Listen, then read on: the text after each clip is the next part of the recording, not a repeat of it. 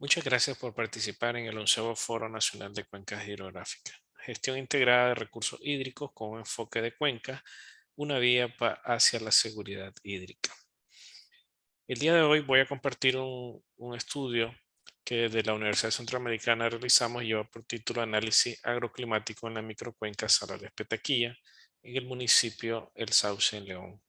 Su servidor, Juan Ramón Bravo, trabaja en el Instituto Interdisciplinario de Ciencias Naturales. Este trabajo se realizó en el marco de un diplomado regional centroamericano llamado Análisis de datos para la toma de decisiones agroclimáticas en Centroamérica.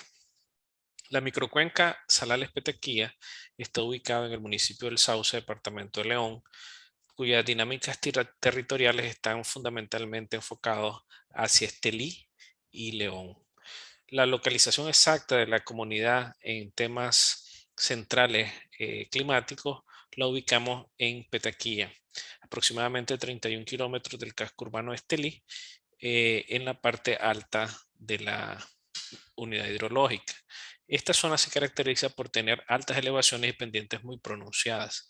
Estas elevaciones oscilan desde los 500 metros hasta un poco más de 1000 metros sobre el nivel del mar. La zona presenta fuertes presiones demográficas, tiene altos niveles de pobreza rural extrema y una reducida capacidad productiva, además de estar ubicada en la denominada región seca del país. Sin embargo, presenta una alta riqueza natural, con predominio de un relieve de altura de montañas, colinas, donde emerge agua y proveen como hábitat a una biodiversidad abundante. También es el origen, esta unidad hidrológica del río, uno de los ríos más largos de la vertiente del Pacífico, como es el Estero Real. En la comunidad, dentro de la unidad hidrológica, son un poco más de 3000 personas, dividido en 14 comunidades, 7 caseríos y un poco más de 550 viviendas. El objetivo general de nuestro estudio era gestionar información de la variabilidad climática y los pronósticos agroclimáticos en la microcuenca Salales-Petaquilla. Para ello, desarrollamos objetivos específicos, tales como analizar la variabilidad climática en la microcuenca Salales-Petaquilla mediante la gestión de información climática usando Big Data simulados y Big Data validados. Un objetivo específico número 2 fue analizar los impactos previstos de la variabilidad climática en los ciclos de cultivo principales de la zona, utilizando una herramienta tecnológica CROWAT eh, desarrollada por la FAO. Otro objetivo fue determinar el uso actual del suelo a través de los sistemas de información geográfico e implementar los modelos de bienes y servicios de la naturaleza a través del software Inves en la microcuenca. Para el tema de los datos climáticos, utilizamos Big Data, específicamente los datos Marxins, que son datos que modelan el clima futuro, específicamente en los modelos de circulación general descritos en el quinto informe del IPCC, con los 4 RCP. En el caso de nuestro estudio utilizamos el escenario pesimista, que es el RCP 8.5. En otra parte de los resultados meteorológicos utilizamos los datos SHIRP, que son datos validados con observaciones y mapas infrarrojos de la NASA. Para ello se descargaron de los Marxins y de SHIRP una serie de datos suficientes para evaluar la variabilidad y el cambio climático y fueron procesados en tablas dinámicas de Excel para determinar la probabilidad de lluvia, las perspectivas climáticas y el retorno de eventos extremos, específicamente la sequía y las inundaciones. En el caso del uso del suelo se utilizó QGIS 3.16, que es un software libre de GIS, para validarlo también los puntos en el territorio. Para la modelación de cultivos anuales y la fecha óptima de siembra, utilizamos el software CROWAT desarrollado por la FAO. Estos fueron también con algunas validaciones hechas con algunos productores. Finalmente, la modelación de bienes y servicios de la naturaleza fue utilizado el software Indes, que es un software libre también y de uso muy popular. Vamos a presentar resultados resumidos de clima en cuanto a las perspectivas climáticas, probabilidad de lluvias y retorno de datos de eventos extremos, de modelación de cultivo referido a la fecha óptima de siembra, relacionados junto con la parte del clima y modelados en CROAT, para recomendaciones en los territorios y validación con los productores. También el uso de la tierra actual y propuesto en cuanto a los trabajos específicamente del sector que cubre la microcuenca de bosque, de cultivo, entre otros. Finalmente, la modelación de bienes y servicios de la naturaleza, específicamente para el secuestro de carbono. Y luego hablaremos un poco al final del seguimiento y la sostenibilidad referidas a este trabajo, que se enmarca en el análisis de un biograma territorial de la unidad hidrológica. En el tema del clima, usamos datos de Marxins, como les decía, en el espacio del RCP 8.5, que es el modelo de predicción del clima más pesimista, en donde vemos claramente a la izquierda que para el sauce y la zona de la estudiada de la unidad hidrológica, para los años 2010, 2019 y 2050, claramente se ve un aumento de temperatura de aproximadamente 2 grados para el 2050, fundamentalmente en los meses de junio y septiembre. Aún en las temperaturas mínimas, como en febrero, 36.3 grados, eso representa un incremento importante en la temperatura de la zona de los años presente y anterior. Y eso está relacionado también con un decrecimiento de las precipitaciones en los periodos de finalización del invierno y un cambio en el patrón de precipitación en un futuro cercano y mediano. Para el tema de los climogramas, se observa claramente en esas dos gráficas un desplazamiento, un cierto desplazamiento de la finalización del invierno, de las precipitaciones, de octubre a noviembre. Es decir, no solamente se cambia en intensidad, sino en el patrón de lluvia para la zona. Esto modelado, como decía, en el RCP 8.5 del quinto informe. Hoy día habrá que esperar el trabajarlos con los modelos de clima futuro del sexto informe. En el caso de las probabilidades de ocurrencia de lluvia, se trabajaron con los datos SHIRP, y esos datos nos indicaron la probabilidad de la ocurrencia de precipitaciones por arriba de lo normal en 5 veces cada 10 años, lo cual es bastante alto, y arriba de 424 milímetros o más 2 veces cada 10 años.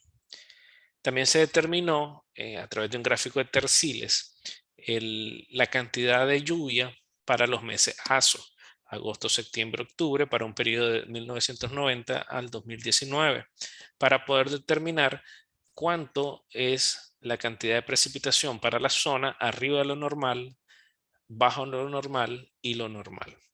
Esto nos ayuda para poder indicarnos, de acuerdo a la información climática, por ejemplo, del Sistema de Integración Centroamericana, cuándo se considera normal y cuándo, en cuanto a milímetros, no se considera normal, para poder realizar las labores de agricultura relacionadas con el clima. La probabilidad se calculó con estos mismos datos de retorno de los eventos extremos de sequía e inundación. En el caso de la sequía, se determinó un periodo de retorno de un poco más de 2 años y una probabilidad de retorno de inundación de un poco más de 7. Esto se explica de alguna manera que es una zona alta. Por lo tanto, una de las mayores afectaciones en cuanto a eventos extremos es la sequía. La modelación de los cultivos se tomaron dos: maíz y los frijoles, para un año específico que fue el 2015, que se caracterizó por una fuerte sequía en el territorio nacional debido a la incidencia de un niño fuerte. Los resultados de estas modelaciones agroclimáticas para maíz de 90 días nos indicaron que la fecha óptima para la siembra es entre el 21 de agosto al 5 de septiembre. Y estos resultados de la satisfacción hídrica del cultivo para este año indican que apenas el cultivo logra un desarrollo hídrico hasta el 27 de agosto. Por lo tanto, las reducciones del rendimiento van a ser menores si se siembra en esa fecha. En el caso del frijol, cuya primera etapa crítica es a los 45 días de cultivo, también tiene un leve déficit en la segunda etapa del cultivo a los 65 días, y esto nos conduce a tener una fecha de siembra importante para el frijol al tener dos etapas críticas. En el caso de los mapas, en el uso actual y propuesto del suelo, vemos al lado izquierdo un trabajo que se realizó con el uso actual del suelo, con la validación en el territorio, fundamentalmente para suelos de uso agrícola, bosques, pastos y recursos hídricos. Luego se hizo un trabajo en cuanto al uso propuesto de acuerdo a la parte más óptima de utilización en la unidad hidrológica, teniendo como resultado el mapa de la derecha, en donde habría una transformación con incursión de agroforestería y medios silvopastoriles para la parte de ganadería, como estrategia para minimizar los impactos sobre la unidad hídrica de las actividades económicas de ganado y agricultura. Luego se hizo una modelación de bienes y servicios de la naturaleza, en donde se determinó con esta modelación de mejora en el uso del suelo, es decir, con la introducción de agroforestería y silvopastoril, cuánto sería la ganancia en almacenamiento y secuestro de carbono en la unidad hidrológica, teniendo buenos resultados, incrementando así el almacenamiento y secuestro de carbono en la unidad hidrológica, conduciendo a una recomendación en cuanto a ir transformando paulatinamente el tema de la agricultura a agroforestería y la ganadería silvopastoril. Este trabajo forma parte de un trabajo más grande que se denomina biograma territorial, en donde se pretende una movilización de actores de la zona, escuela comunitaria, iglesia evangélica, católica, los CAPs del territorio, los propietarios de fincas agrícolas y ganaderos, para poder movilizar recursos y tener mejores estrategias de conservación en una unidad hidrológica tan importante. Pero también las organizaciones como la Universidad Centroamericana, GWP Nicaragua, la Red Nacional de Cuencas Hidrográficas, la RENOC, el Movimiento de Productores y Productoras Agroecológicos y Orgánicos de Nicaragua, MAONIC, CIMAS y la Red Nacional de CAPS y la Red de Jóvenes por el Agua han colaborado de una u otra manera para la elaboración de este trabajo y del trabajo del biograma territorial.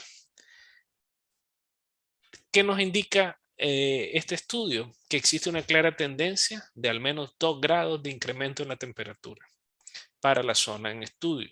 Hay un desplazamiento potencial del periodo lluvioso para inicio de junio y un incremento en la intensidad de precipitaciones para la segunda parte del mes de octubre y la primera parte del mes de noviembre.